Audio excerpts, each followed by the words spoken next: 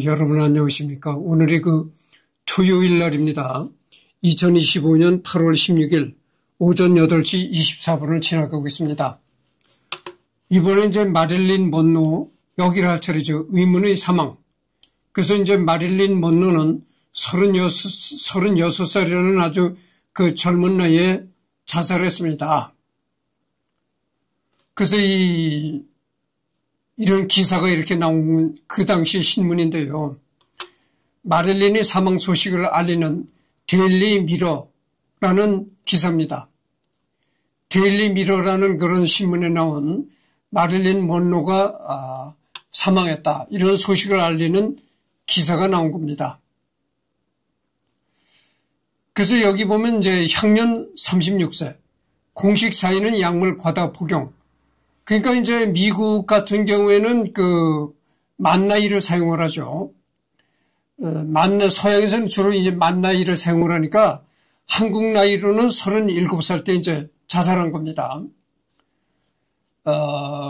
그래서 어떻게 해서 죽었느냐? 약물을 과다 복용했다는 거죠. 약물을 너무 많은 양의 약을 복용을 했다. 아이들과 동물들을 사랑했지만 동시에 약물과 알코올도 사랑했던 인물. 생활 습관과 의학계의 소견으로는 약물이 원인이지만 마릴린이 죽으면 각종 의문과 음모론이 난무한다. 그래서 이 의학계에서는 약물 과다 복용으로 사망했다 이렇게 나와 있는데 그 자살을 기도하게 된 그 원인이 뭔가? 여기에 대해서 각종 의문과 음모론이 난무하고 있다. 그겁니다. 그래서 그렇잖아요. 세상 사람들은 이렇게 입을 놀리기 좋아하고 그러니까 마릴린 먼로가 죽은 데 관해서도 각종 여러 가지 소문이랄까 이런 얘기가 떠돈다는 거죠. 근데 한때는 마릴린 먼로가 케네디 대통령과도 이 스캔들이 있었잖아요. 그래서 이 케네디 대통령과의 스캔들 때문에 그런 것 때문에 아마 자살하는 그런 동기가 되지 않았을까. 이런 얘기도 이제 계속 떠들고 있는 겁니다. 60년 후에, 근데 여러 가지 얘기가 있긴 한데, 한 가지 확실한 건 약을 너무 과다 복용했다. 그런 거죠. 60년 후인 현재까지 수많은 의문들이 생겨나는데, 그렇게 이 약물사이면서 의문사로 보기도 한다. 1961년 정서불안과 불면증 등 다양한 건강 문제를 극복하기 위해 노력했고 1962년 커리어를 위해 영화 촬영 현장에 의욕적으로 복귀했다. 또한 이미지 관리를 위해 많은 매체들과 프로젝트를 진행한다. 이렇던 미래의 긍정적인 태도를 보였기에 그녀의 갑작스러운 죽음은 충격을 준다. 1962년 8월 5일 주치의 신고로 출동한 경찰에 의해 마릴린은 방 침대에서 나체로 사망한 채 발견됐는데 공식적으로는 수면제로 쓰이는 급성 바르비투르난 과다 복용에 의한 사망으로 되어 있다. 2023년 11월 16일자 보고에 따르면 마릴린이 사망한 곳은 자택이 아닌 구급차 안이었다고 하는데 우리가 흔히 알고 있는 자택에서 실려 나오던 사진 속에 그녀가 살아있었다는 주장이 있다.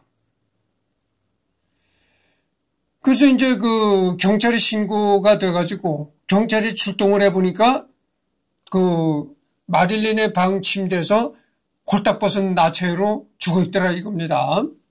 근데 여기 보면은 마릴린이 죽은 곳은 자기 집에서 죽은 것이 아니고 구급차 안에서 죽었다. 이런 얘기가 또 있다는 거예요.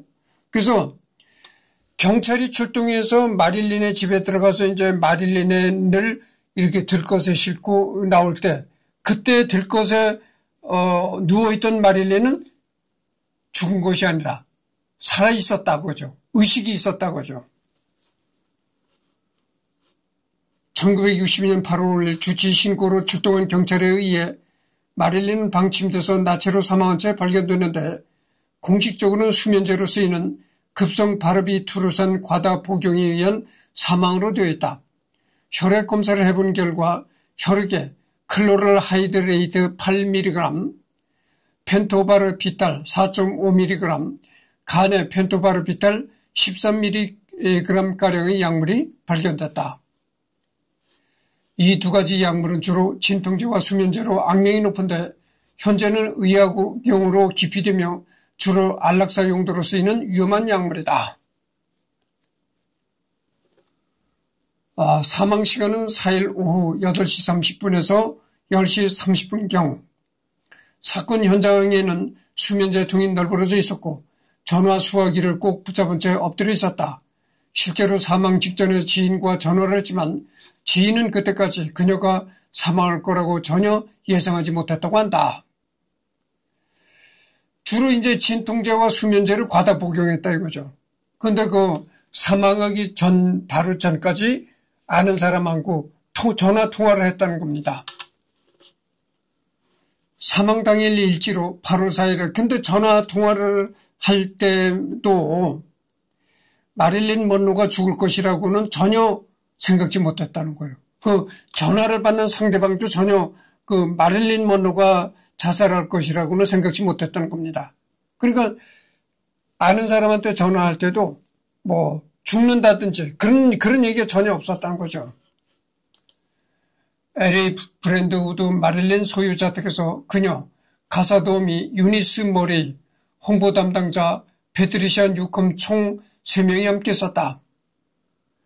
마릴린은 자택에서 사진작가 로렌스 슐러를 만나 전에 자신의 화보를 실은 적이 있던 플레이보이가 영화 썸씽, 갓투 기브 촬영 중에 지금 잡지에 게시할 가능성에 대해 논의했다.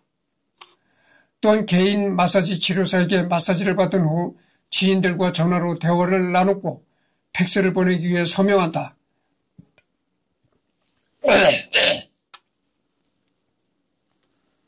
꽤 많은 휴식 시간을 보내고 오후 4시 30분 전담 정신과 의사 랄프 그린스는 주기적인 검진을 위해 자택에 도착했는데 랄프는 오후 7시 떠나기 전 가사도우미 유니스에게 밤새 마릴린 곁에 머물며 보살피기를 요청했다.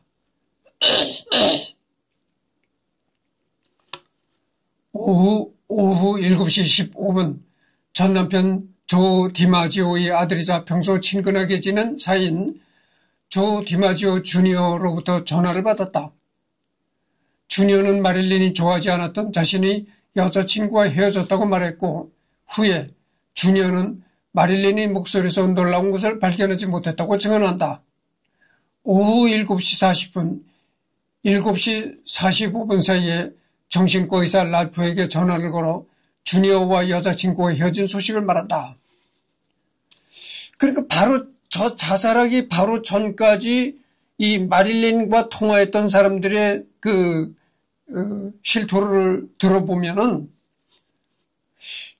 자살하기 전까지도 전혀 이 사람이 자살할 거라고는 연상할 수가 없었다고 하죠. 생각할 수가 없었다고 하죠. 전화 통해서 어떤 자살 얘기를 꺼낸 적도 없고, 언제나 전화할 때는 아주 밝고 쾌활하게 이렇게 전화를 했었다고 하죠. 그래서 마릴린 먼로가 자살할 것이라고는 전혀 생각지 못했다는 겁니다. 오후 8시 침실로 돌아간 후 생애 마지막 전화를 하는데 배우 피터 로퍼드로부터 당일 밤 자신이 파티에 참석하도록 마릴린을 설득하는 전화가 걸려온다. 그때 피터는 마릴린의 목소리가 마약에 취한 것처럼 들렸기에 당황한다.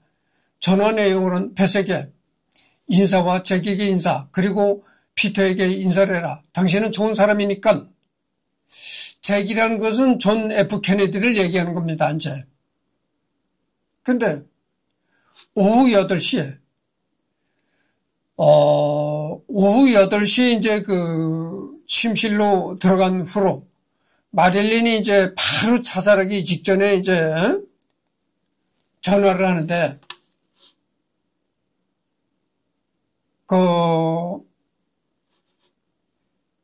이 사람이 누구냐면 배우 피터 로퍼드라는 사람인데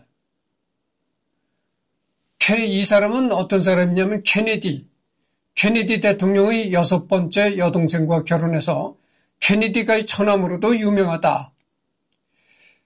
PT 로퍼드로부터 당일 밤 자신이 파티에 참석하도록 마릴린을 설득하는 전화가 걸려온다. 그때 마릴린의 목소리가 뭐 마약에 취한 것처럼 그렇게 들리더라는 거예요. 벌써 그때 어떤 약물을 과다 복용해서 그 약물에 취한 것 같은 그런 이상한 그 발음이 좀 이상하고 혀가 꼬부라지는 것 같은 그 정상적인 그 억양이 아니더라고요. 그죠? 당신은 좋은 사람이니까 라고 마릴린은 피터에게 말했다고 한다. 그 피터는 다시 파티에 초대하기 위해 전화를 걸었지만 마릴린이 여러 번 전화를 받지 않아 담당 에이전트인 밀턴 에빈스에게 이 상황에 대해 설명한 후 마릴린이 변호사 밀턴 루틴에게도 전화로 상황을 전한다. 곧바로 루디는 확인차에 마릴린이 집에 전화를 걸었는데 가정부 유니스에게 괜찮다는 말을 듣게 된다. 다음날 8월 5일 오전 3시 유니스는 무언가 이상함을 감지하고 마릴린이 침실 앞으로 온 후 침실 문 아래에서 나오는 불빛을 보고 노크를 했지만 응답은 없었고 문은 잠겨 있었다. 그러니까 유니스란 여자는 이제 가정부죠. 가정부가 뭔가 이상하다. 그래서 그 오전 3시라니까 새벽 3시죠. 새벽 3시에 마릴린의 침실 문 앞에 가보니까 그 마릴린의 방에 여전히 불빛이 새어나오더라는 거예요. 문틈으로. 그래서 불을 뭐 켜놓은 상태로 잤는지 아니면은 새벽 3시에 일찍 일어나서 불을 켰는지 불빛이 흘러나오더라 이런 얘기를. 그래서 이렇게 딱딱 노크를 해보니까 전혀 거기에 인기척이 없었다 그런 얘기입니다. 유니스는 정신과 의사 랄프에게 전화를 해서 조언을 들은 뒤 열리지 않는 문 대신 정원으로 나가 침실의 창문을 통해 상황을 확인한다. 마릴린은 침대 위에 엎드려 시트로 몸을 덮고 전화 수화기를 손에 움켜쥐고 있었는데 곧바로 랄프가 도착해서 창문을 깨고 침실에 들어가서 마릴린의 의식이 없는 것을 확인한다. 랄프는 마릴린의 주치의인 하이먼 앵글버그에게 전화를 걸었고 오전 3시 50분 하이먼도 자택에 도착해서 공식적으로 사망을 확인한다. 이것이 이제 오전 4시 25분 하이먼은 로스앤젤레스 경찰국에 소식을 전한다. 그래서 이제 그 가정부가 물 뒤더라도 전혀 거기서 뭐 인기척이 없어가지고 그 가정부가 이제 밖으로 나가서 창문으로 들여다봤다는 거죠. 창문으로 마릴린 방을 들여다보니까 마릴린이 침대에서 이렇게 엎드려 있더라. 이 전화 수화기를 손에 쥔 채로 엎드려서 아주. 그래서 이상하다. 직감이 이상하다고 그러죠.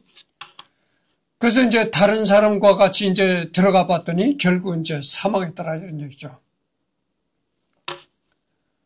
존 F. 케네디 및 로버트 F. 케네디 형제와 친밀한 관계였던 사실들로 이들과 관련된 확인되지 않은 의혹과 루머들이 많은데 그중 대표적인 몇 가지는 이별 통보를 한 존에게 둘의 관계를 언론에 알린다며 협박을 했던 마릴린을 평소 케네디와 유착 관계인 마피아 조직이 학문의 약물을 투입해 살해했다는 의혹인데 그 의혹을 뒷받침한 부분은 사망 당시 마릴린의 엉덩이 부분에 큰 멍자국이 있었다. 당시 출동한 구급대원은 일반적인 약물 과다 복용자와는 달리 구토하지 않았고 입에서 약물 냄새도 나지 않았다고 증언했다. 또한 당시 검식원이 마릴린의 위장을 검사하자 이상한 점이 발견되었다. 50알이나 되는 수면제를 복용했다면 위장 속에 캡슐이 남아있어야 하는데 마릴린의 위장 속에는 캡슐의 흔적조차 찾을 수 없었다. 더욱이 다량의 수면제를 먹었는데도 시체 주변에 물을 마신 컵이 하나도 없었다.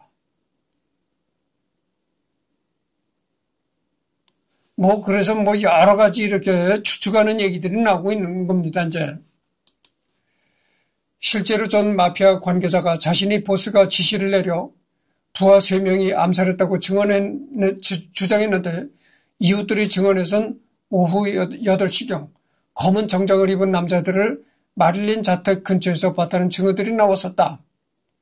몰래 침입한 흔적은 없기에 가정부인 유니스를 포섭한 후 정문으로 들어갔다는 의견들이 많다. 실제로 유니스는 오후 8시 이후 변호사와의 전화에서 마릴린이 건강 상태가 괜찮다고 말한 적이 있게 더 의심을 받는다.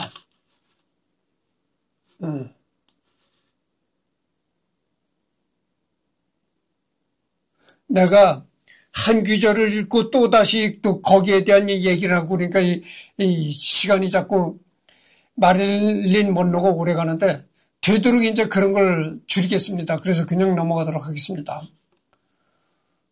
범인은 마피아가 아니라 FBI라는 의혹도 있는데 평소 대통령들의 사생활을 전부 파악하고 있던 국장 존 에드거 후보가 존 F 케네디에게 마릴린과의 사이에 대해 경고를 했고 FBI가 두려워 존이 이별 통보를 하자 관계를 언론에 알리겠다며 협박을 한 마릴린을 FBI가 암살했다는 주장이다. 실제로 FBI는 예전부터 마릴린 먼로 관련 파일을 만들어 조사한 적이 있는 만큼 이 의혹 또한 믿는 사람이 꽤 많다. CIA라는 주장도 있다. 내 개인적으로는 이것이 상당히 신빙성이 있는 얘기라고 봅니다. 그러니까 마릴린 먼로가 자살한 데에는 이렇게 FBI나 CIA가 가담되어 있다. 나는 이 얘기가 상당한 진실이 있는 얘기라고 생각합니다. 그러니까 존 F 케네디와 이렇게 스캔들이 벌어지니까 이 FBI하고 CIA가 마릴린을 죽이려고 이제 공작을 꾸몄다.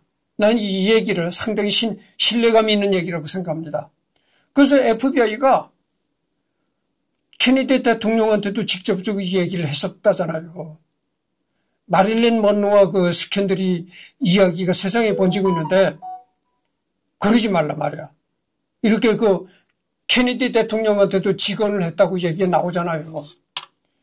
그러니까 이 마릴린 먼로가 죽은 그 배후에는 FBI과 CIA가 있다. 이게 상당히 신뢰성이 있는 얘기다. 이런 말을 내가 하고 싶은 겁니다.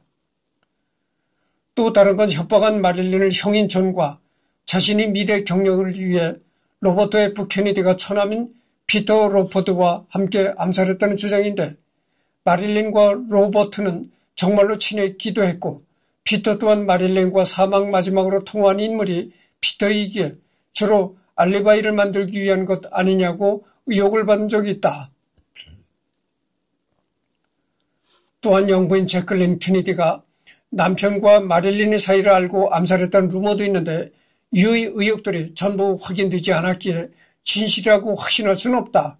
공통점으로는 모든 의혹들이 케네디 가문과 관련된 의혹이다. 케네디 대통령이 총에 맞아 죽었잖아요.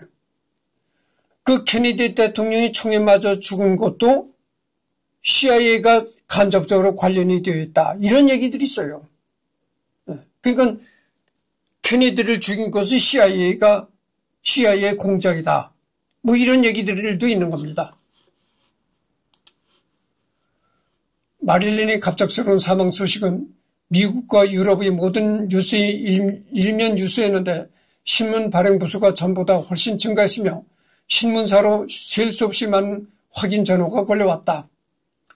그녀가 사망한 후 그달의 로스앤젤레스의 자살률은 200가 넘었다. 장례식은 8월 8일 할리우드 관계자들의 공동묘지인 웨스트우드 빌리지 공원에서 전 남편은 조 디마지오가 보호자의 자격으로 주관했다.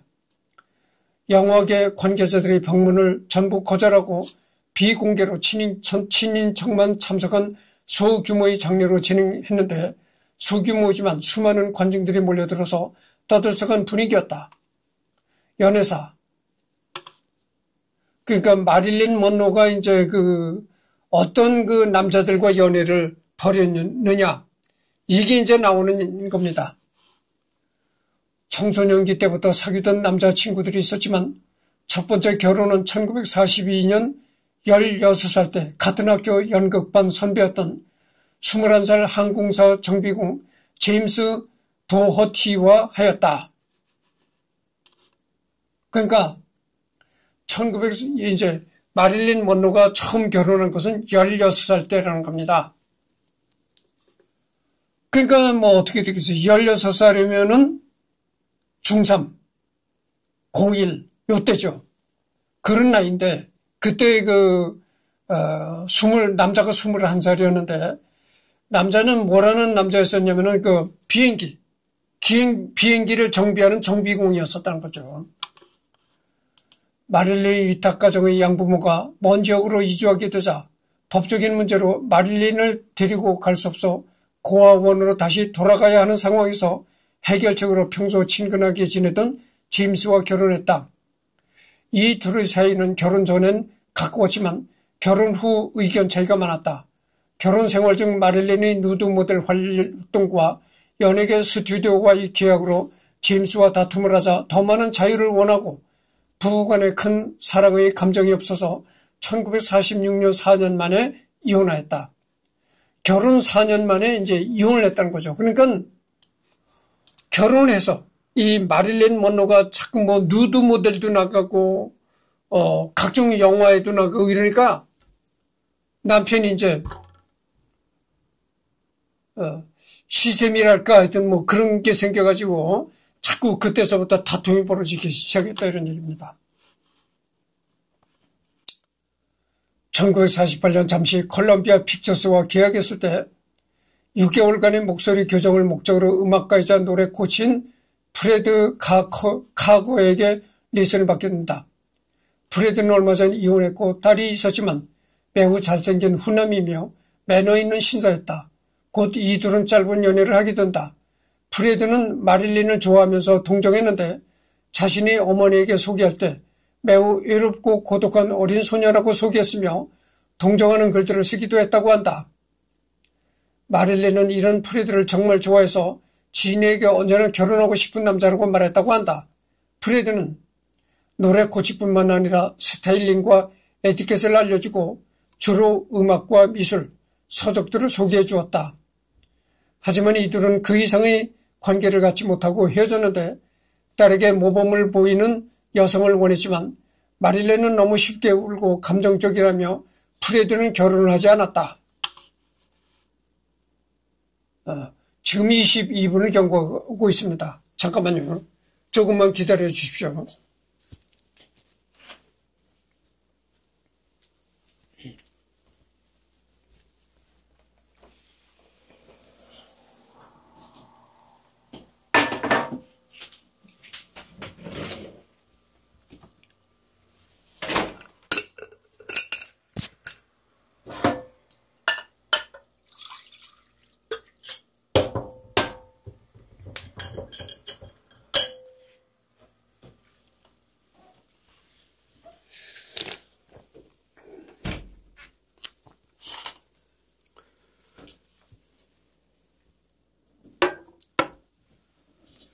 이른 아침이라서 그런지 목소리가 자꾸 갈라집니다. 그 목소리는 말이죠. 평소에 발성을 많이 해야 돼요. 그래야 목이 열리고 좋아집니다. 그래서 이 성악가들은 말이죠. 성악가들은 무대에 오르기 전에 굉장한 발성을 합니다. 목이 확 트이게. 그렇다는 걸 말씀드립니다.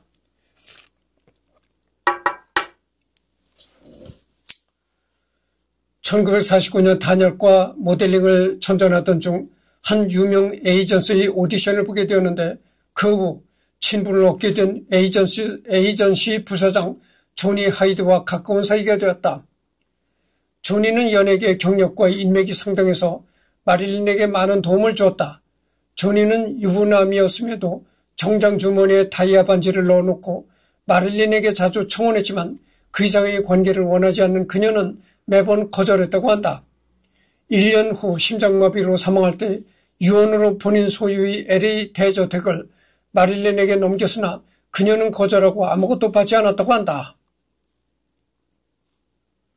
이것은 이제 남편 조 디마지오와의 데이트.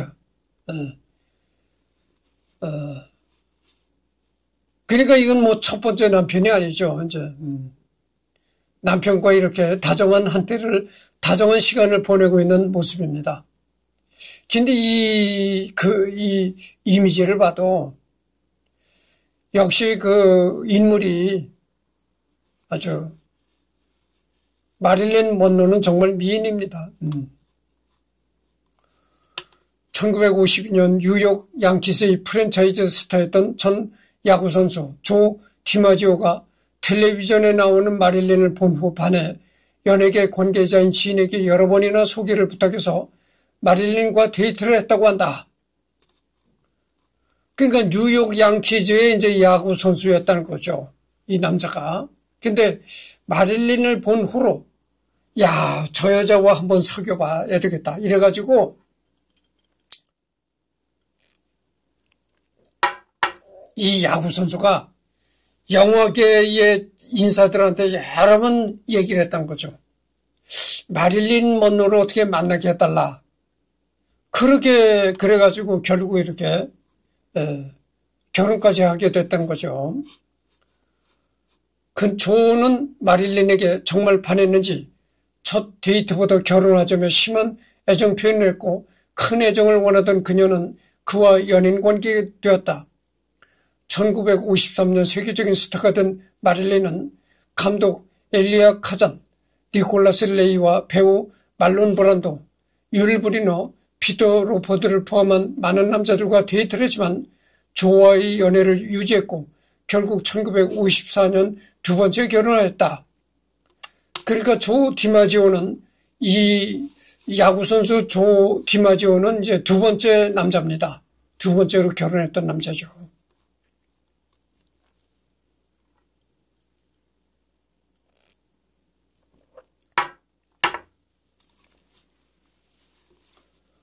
둘의 사이는 1954년 6.25 전쟁 막바지 시기 미군 위문 공연 때부터 본격적으로 틀어졌다.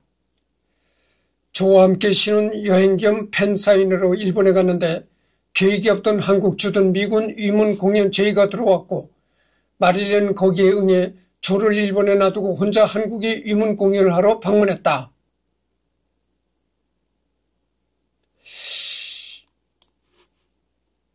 조 디마지오와 같이 이제 신혼여행을 일본으로 왔었는데 일본하고 한국이 가깝잖아요.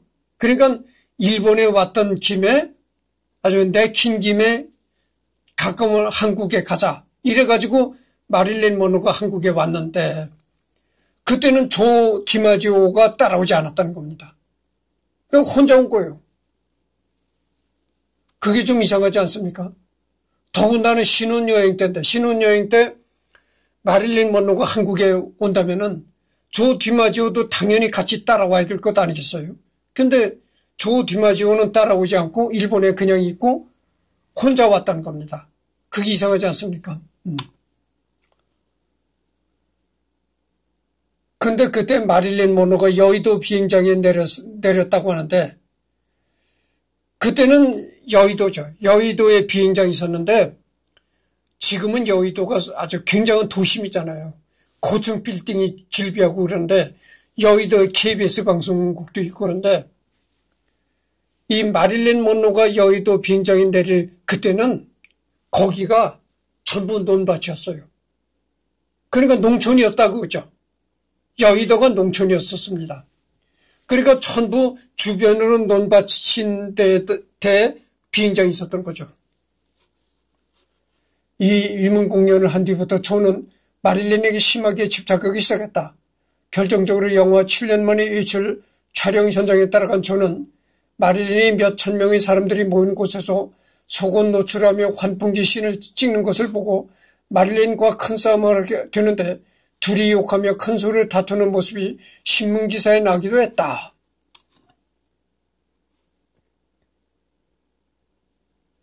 마릴린이 속옷 차림으로 영화 촬영을 해가지고 막 하는 걸 보고 조 디마지오가 심하게 마릴린과 다퉜다는 거죠. 그러니까 여러분들 생각해 보세요. 자꾸 내가 이런 덧붙이는 얘기가 많아가지고 마릴린 먼로가 오래갑니다만은 마릴린 먼로 하면 어떻게 됐어요? 그 당시 멜로 배우로 아주 유명한 배우다 이거죠. 멜로라는 게 뭡니까? 남자들과 영화, 남자들과 연애하는 영화, 그것을 이제 멜로 영화라고 하거든. 남자들과 이렇게 러브, 그런 영화를 찍는 배우였다고 하죠. 그러니까 그런 영화를 찍는 배우하고 결혼할 때는 내 아내가 그렇게 남자들과 연애를 하는 그런 영화를 찍는 여자가 내 아내다. 그런 걸 생각을 해서 그런 영화를 찍어도 거기에 대한 어떤 그 트러블을 일으키지 말아야 되는 겁니다. 그러니까 이해를 해야 된다는 얘기죠. 아니 그거를 이해를 못하면 아예 결혼하지 말아야지. 그렇잖아요. 그거를 이해를 못해가지고 계속 아내와 갈등을 벌이고 싸움을 하려면 아예 결혼하지 말았어야 된다고죠. 왜? 그걸 알면서 마릴린 먼로라는 배우는 그렇게 남자들과 연애하는 영화를 찍는 배우다. 아니 이런 걸 사전에 알고 결혼을 했는데 그걸 이해를 해야죠. 근데도 이해를 못하고 계속 싸움질이 벌어지고 이러니까 결국 이혼으로 또 갈 수밖에 없는 겁니다. 또한 조는 전형적인 이탈리아계 가정의 가부장적 성향의 내향적이었지만 반대로 마릴린은 외향적인 성격이었다. 조는 결혼 생활 내내 가정폭력을 자주 저질렀는데 특히 마릴린이 보이스 코치와 바람을 피우고 말론 브란도 등 애인들을 만나고 다니자 야구 배트까지 이용하여 그녀를 상습적으로 폭행하기 이르렀다. 그러니까 조 디마지오라는 남편이 자꾸 폭행을 저질렀더라고요. 아내를 폭행하더라 이런 얘기입니다.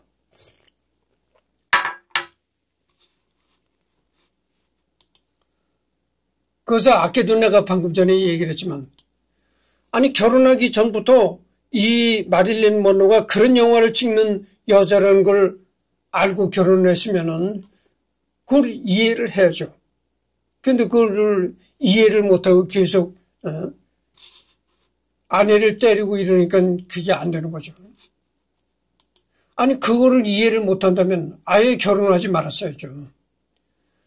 얼마나 폭행했는지 이때 마릴린의 얼굴의 멍을 감추기 위해서 특히 짙은 화장을 해야 했다. 실제로 그의 하나뿐인 친아들마저도 훗날 이에 대해 증언할 때 아버지를 심하게 비난했을 정도였다. 결국 결혼 274일 만에 법원에 이혼장을 내면서 그가 날 때릴 권리가 없다는 것을 알았다라고 말할 정도였다. 저는 이혼한 뒤에도 마릴린이 주거지에 침입하거나 스토킹을 자주 일삼았다.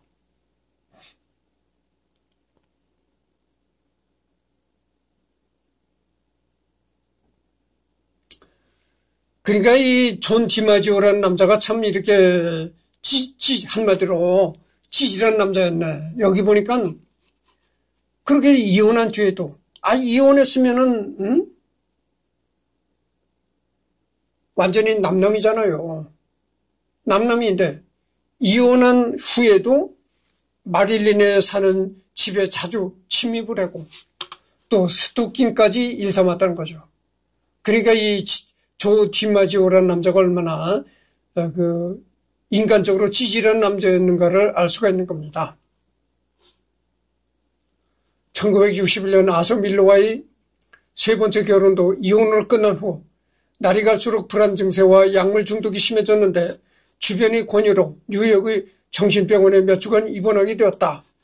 근데 세 번째 결혼도 또 이혼을 했다는 거죠. 그러니까 세 번째 결혼마저도 또 이혼을 당하고 난 뒤에는 이때부터 마릴린이 약물을 계속 먹기 시작했다는 겁니다. 무슨 정신과에 해당되는 그런 약도 먹고 그랬다는 거죠. 곧 마릴린은 퇴원을 하고 싶어 했지만 병원 측에서 불허했다. 그녀는 도움을 요청하기 위해 지인들에게 전화를 걸었는데 유일하게 조 디마지오만이 부탁을 들어주었다고 한다. 저는 연락한 날 그날 바로 병원에 달려와서 퇴원을 요구했지만 병원 측이 거절하자 병원장에게 당장 마릴린을 내보내지 않으면 이 병원의 벽돌 하나하나를 다 부숴버릴 거야 라며 협박했다고 한다. 덕분에 퇴원을 할 수 있게 된 마릴린은 그 당시 조에게 많이 의지했다. 같이 해외여행도 다녀오고 그의 여름과 겨울의 많은 시간을 같이 보냈다고 한다. 심지어 1962년 조와 다시 재혼을 하기로 약속까지 했다. 사망일로부터 불과 단 며칠 후에 이 둘은 재혼하기로 되어 있었지만 결국 지켜지지 않았다.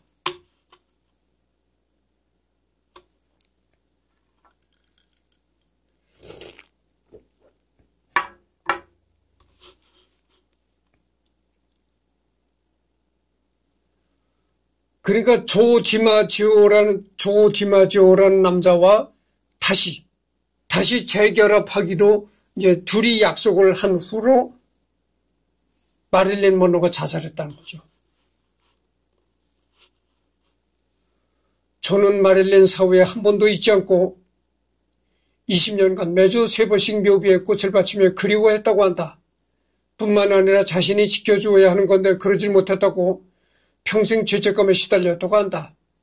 마릴린과 이혼 후 평생 재혼을 하지 않기도 했는데 40여 년을 혼자 살다 84세에 사망했다. 유언으로 이제 마릴린을 다시 만날 수 있겠군. 이런 말을 남긴 걸로도 유명하다.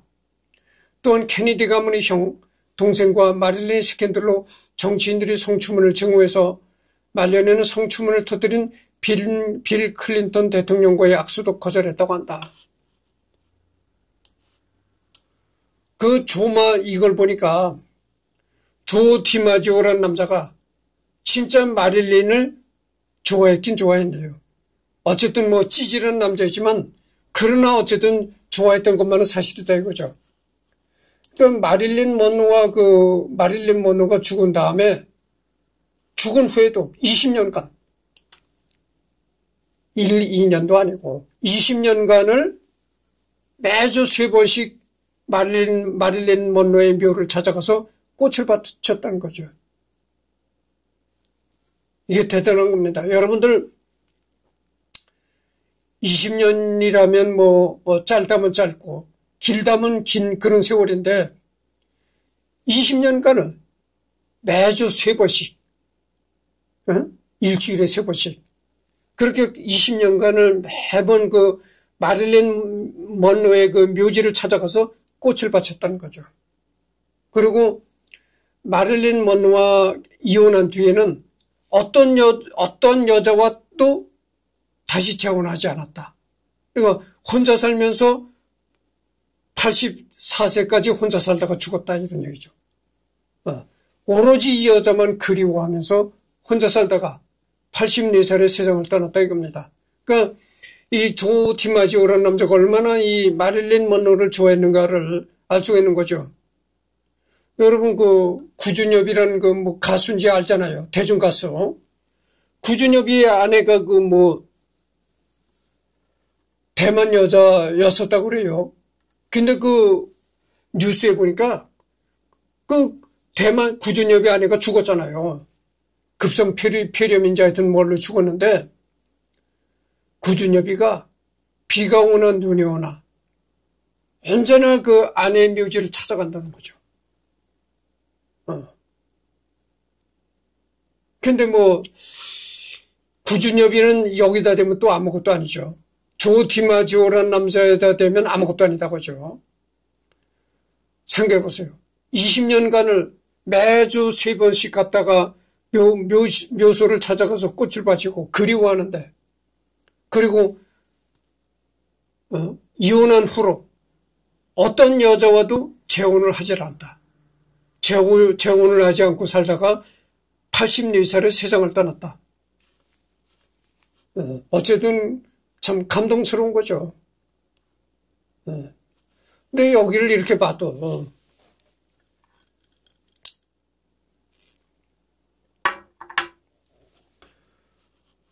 이 이미지를 이렇게 봐도 마릴린 먼로가 참 그 외모가 어찌됐든 대단한 외모예요. 그러니까 이런 외모를 가졌으니까 얼마나 그 남자들이 열광을 하겠습니까? 그래서 내가 전번에도 얘기를 했지만 남자는 말이죠. 남자가 굉장히 잘생기면은 팔자가 좋습니다. 남자는 잘생기면 팔자가 좋아요. 근데 여자가 잘생기잖아요. 그러면 팔자가 좋지 않습니다. 정말 미인박덕, 미인박명이 되는 겁니다. 왜냐? 여자가 너무 인물이 좋으면은 주변의 남자들이 노리는 남자들이 많다고 하죠. 그러니까 주변에 노리는 남자들이 많아지니까 그 남자들이 그 여자의 인생을 불행하게 망가뜨린다는 거죠. 주변에 그 노리는 남자들이 그 미인의 일생을 불행에 빠뜨린다는 거죠. 그래서 이 남자는 잘생기면은 팔자가 좋은데 여자는 잘생기면 불행해진다, 이런 얘기입니다. 근데 여기도 보세요. 여기 얼마나 미모가 아주 월등한가 알 수 있잖아요. 그래서 이제 지금 41분이 경과했습니다. 다음에는 여기서부터 하도록 하겠습니다.